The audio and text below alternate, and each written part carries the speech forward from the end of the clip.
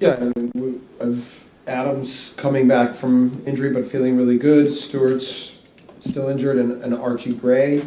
And then Pascal Stroyek picked up a little bit of an injury and won't be available for tomorrow. But we're hopeful that by Sunday he'll be available again. So we'll see how the next few days go. How encouraged are you having, it's top of the league to bottom of the league in 4 or 5 days, but on the basis of how you played on Sunday, how encouraged are you that you can go to somewhere like Leicester? Different challenge, I appreciate, but to go there and get a result, because you need a win, don't you? Yeah, I mean, that's how we feel. We feel that we've clearly made progress as a group. I've said a lot. I've sat here a lot and said we like our team, that we feel we have potential in this group, but it's been hard for us to pick up the points that often we feel that we've deserved. Often it comes in the form of not scoring enough goals, which helps you command the game more the way you would want to, not having enough leads. But we have to just stay strong in our belief and in our work and know that with the law of averages, or how that if we keep developing in this way, that eventually we're going to put ourselves in a position to be successful. So it's hard, like I've said a few times, but we have to stay positive and focused on the next match and make sure that we do everything we can now to fight for every single point. What are you saying to the players during the week? Because you've come off the pitch, no matter how well you've played, you've lost. Yeah. And again, human nature, I'm sensing, must be that they're down a little bit, I would have thought. What are you saying to them during the week? Well, I mean, I feel like after a match like that, they feel like they feel like they deserve more. And whose is that? It's Keith Webster. Going so well then. Oh man. Do you guys have a fine system? You should maybe develop one amongst yourselves. Yeah. Okay, I would like to participate. How much do you think? I'll leave that to you guys, all right? Where were we? Where were we, man? Let's talk to Keith. What do you say to the players during the week before you get into it? Yeah, no, so what I was saying is, obviously we walk away feeling gutted because we feel like we deserve more against such a good team. And my nature is to be positive, to look at things carefully and be realistic, but to remain positive. Sometimes again, you get tested in those ways because you can't help but feel the emotion of the letdown. But I think that performance continues to instill belief, even though it's not result-based. So yeah, that's why in order to really reinforce what's happening within our team, I think it's really important that we start finding ways to get more points. And for you to be positive, yes, but how difficult is it for the players to stay positive? I think they typically follow the lead of the leader or leaders in the club and in the team. I think in that sense I have a really good connection with people like Andrea and Victor and Angus, and also with players like Coops and Luke. And I just try to get their feedback sometimes, but also reinforce the appropriate things with the group, but also with those two guys, and know that they're really important in terms of how we all react to things. So, and I can say that those two men are in our group are as strong and committed as ever. Surprised to see Leicester where they are? Yes, better than the last place team in the league for sure. They're good on the ball. They're very dangerous in transition moments. They've still scored a good number of goals. And then defensively, they've given away a little bit too much. But I think going there and knowing that they got a positive result and having 2 matches at home and a chance to gather momentum in their season, we'd be very foolish to not expect them to be ready for a big performance. So we've talked about what we want the match to look like. We've talked about what to expect, and now we got to be able to execute tomorrow night. Final one for me, technical area behaviour. It seems to be the big debate of the week. How conscious are you and how aware are you that you have to be, whenever possible, on your best behaviour? Well, I'm glad that I'm not in that discussion this time. Maybe next time. Hopefully not. Yeah, I mean, listen, I don't think any of us are proud when sometimes we have to be more emotional than we'd like to be, and certainly I think we all respect referees and and we want to see them treated fairly. So, I mean, I think I try to do that. I try to have dialogue. I try to support the referees when I think they've done a good job. Even if I'm critical of them, I try to not make it accusatory. And I respect the work that they do and how important they are to the game. And yeah, of course, the decisions often dictate the fine line for a club like us, what success and failure is, but we have to live with that and accept that and focus on ourselves. And I think that's the most important thing that a manager can do. Thank you.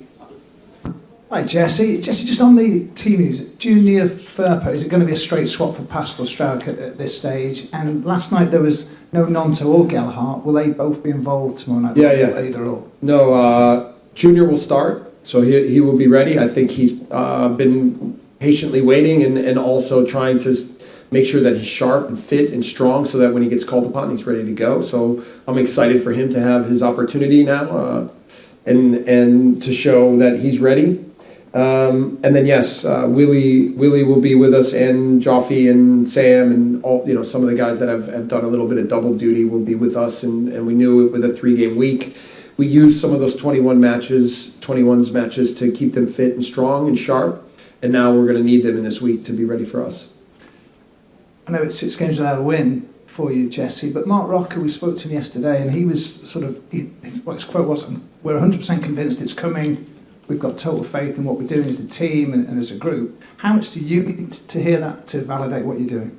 I know that with our team. I appreciate that Mark says that, and a few of the guys have come out publicly very positive about a lot of things. But I know by what I see every day, by the work that I see from the group every day, that everybody's fully committed and the belief level is really high.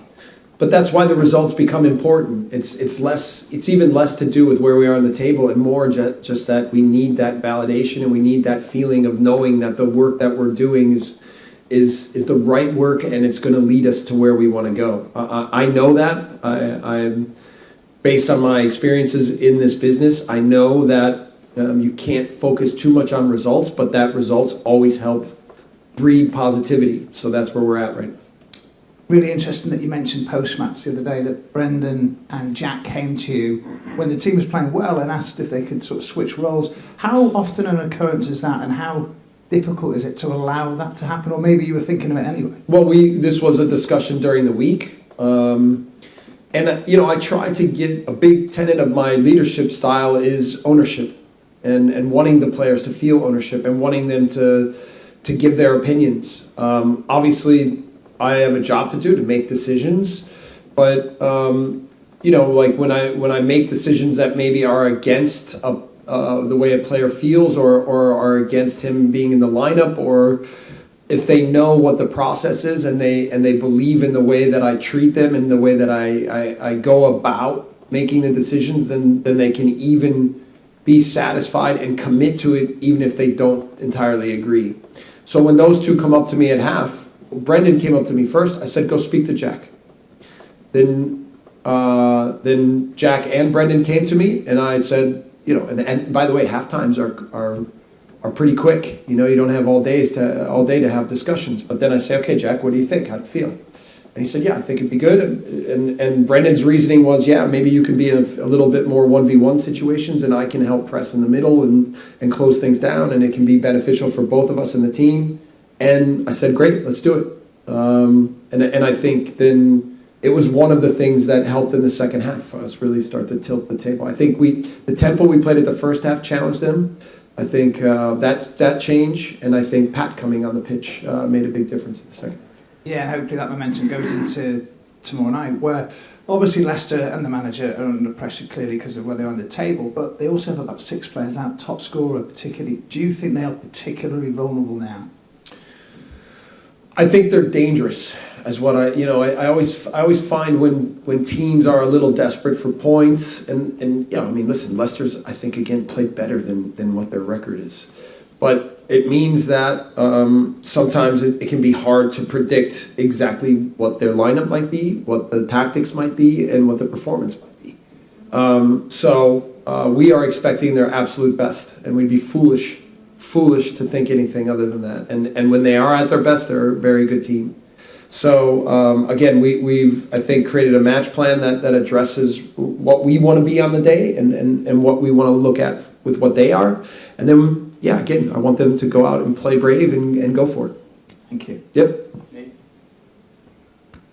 Hi, Jesse. Good afternoon. When you look at the recent performances, what do you think is missing, or potentially in which area you would like to see the biggest improvement? Goals. We need more goals. We need more leads. We need to when we're on top of matches, we need to capitalize. You know, I said that after the match, and I think everyone around here knows that that's where we are right now. And if we can start to add that to the mix, then we can have a really good team. Could tomorrow be the ideal opportunity to get back to winning ways? Yeah, I think the important thing is how to just continue to build. And what we don't want is to have a performance like Arsenal where we feel good about it and came away with nothing and think that that's enough. It should build hunger in us to go after the next game even more, and the next and the next and the next. So that's the focus right now, is to make sure there's no satisfied mentality, and that right now we're going to do whatever it takes to play well and to find results. When a team is going through a long, difficult period without a win, how important is that emotional side, that emotional support for the players? You know, what's funny is I think our last win is a couple months ago, right? But it doesn't feel like that. It feels like the work has been really good. It feels like a lot of the performances haven't been complete, but have been solid. I feel like we're developing and growing. And then it's just I think, unforgiveness of what this league is. That sometimes doing everything right doesn't mean you get the result. And I feel like we're doing a lot of the things right. I feel like the concentration to improve and to be good and to win has been spot on. But the opponents are always also quite good.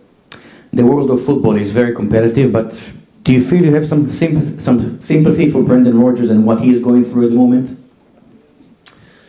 Yeah, I mean, Brendan's an experienced manager. I don't know him that well, but we've had enough interaction at different moments. I think he's a good person. He always seems friendly enough and open enough and generous enough with his time. He's obviously coached at some big clubs and had big success along the way.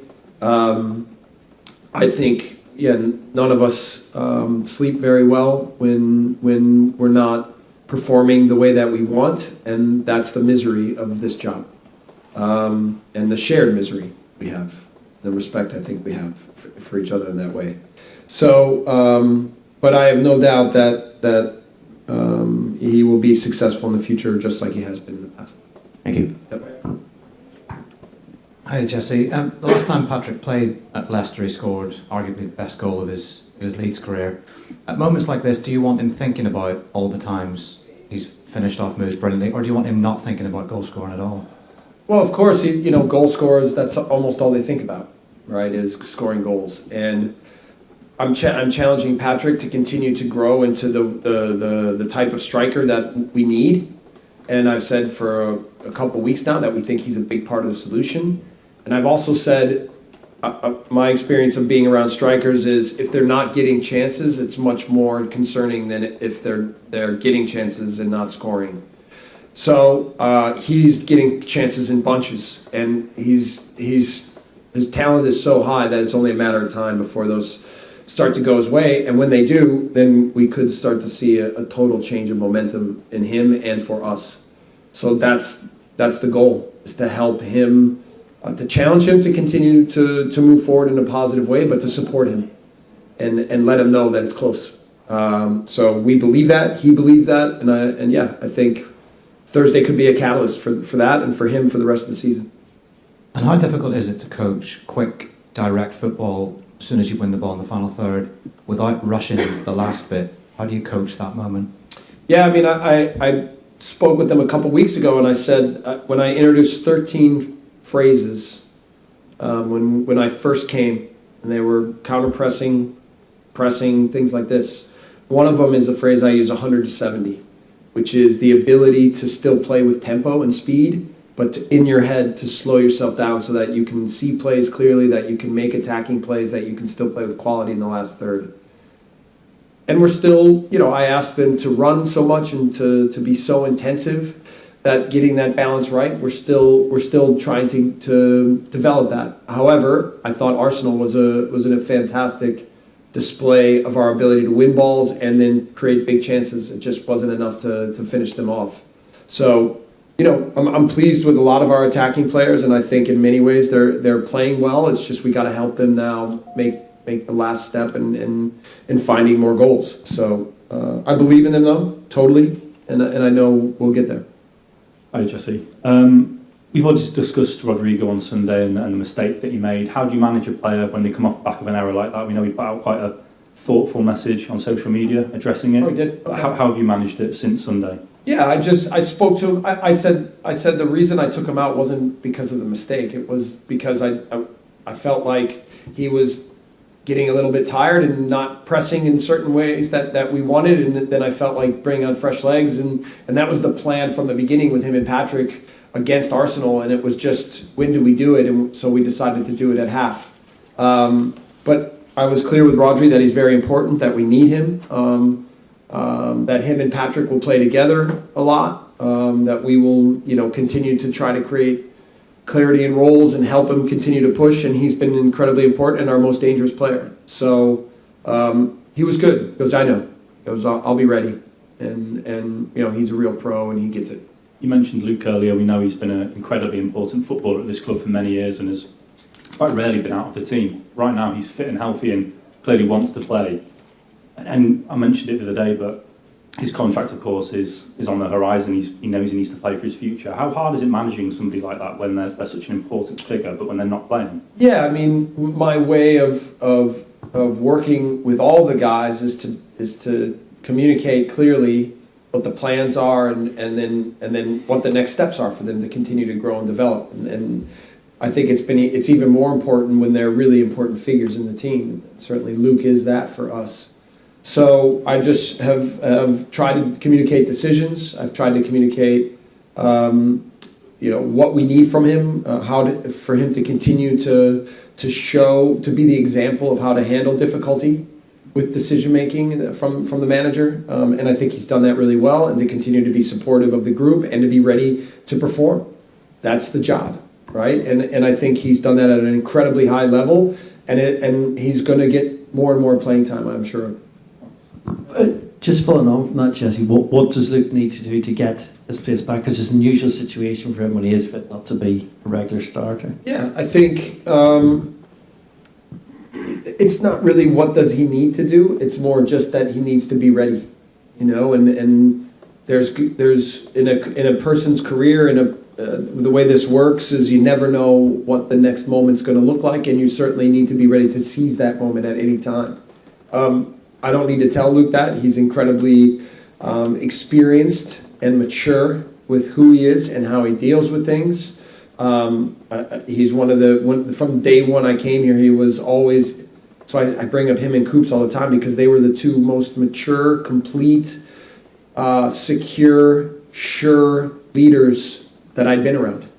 I don't know how else to acknowledge how fortunate I am to have him in our group. I still know he has a lot to offer from a playing perspective as well. It's not just about leadership; it's about the player he is. So he'll be ready. He'll be ready when called upon, and I'm sure that he'll do great, and he'll make a case for himself every day like he does. Just one on the big picture, Jesse.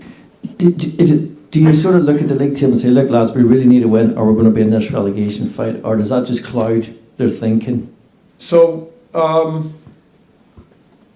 obviously, there's always pressure. Right? There's a lot of attention that's paid on this club and this league. And we know the responsibility that we have. I know the responsibility I have. Actually, this responsibility to help this team be successful is almost entirely my job. And I don't think of it that way. I think of it as a group project. But I don't want them to feel extra pressure about that we need an absolute result, must-win moment right now in our lives. It's more about continue the belief, do the extra little things, put even a little bit more into the preparation, into the work, focus a little bit harder, be a little bit smarter, be a little bit clearer. And that's the only way I know how to really get something clicking and moving in the right direction, where the momentum then becomes more powerful than the work. And that's ultimately what we're driving towards. And I believe we're really close. We're on the cusp of that happening. And the goal is for Thursday to be a continuation of that moment. With Junior Firpo, it's been pretty stop-start for him, and I think there is this question of whether he's suited to the league, whether he's good enough. It's been difficult to answer that question. What are you going to get from him long-term, do you think? What are you seeing in him?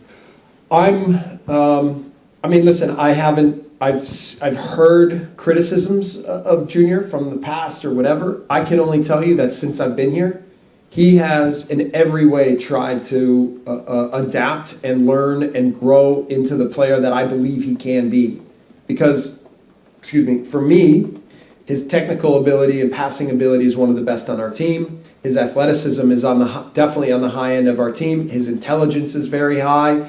And then his tactical awareness is also very keen, and I think if he can continue to add the right kind of aggressiveness, that he can grow into a real defender and be a real two-way player. And especially at left back, there's not a lot of those types of players out there in the world right now. So I'm just specifically with Junior, really trying to help him develop into the player that I believe he can come, and I believe he can be a big player here, no doubt. He has everything he needs. And his commitment to try to do that is at a really high level, even in a moment when Pascal's been playing so well and it's not been easy for him to accept just being on the bench. But he'll be ready for tomorrow, I'm sure of it. I am 100% sure of it, and I'm excited for him to be on the pitch. Yep.